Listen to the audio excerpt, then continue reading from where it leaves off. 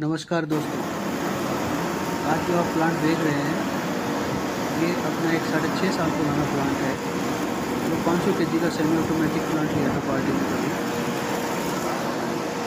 इनके पास हमारा एक ऑटोमेटिक प्लांट भी है। इस वीडियो को दिखाने का मकसद ये है कि 6.5 साल से ये प्लांट डेली चलता है और सक्सेसफुली अपना काम कर रहा है।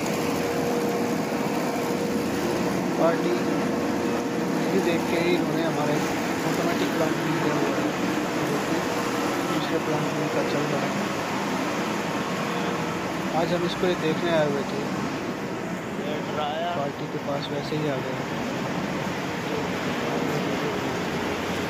आपको दिखा रहे हैं।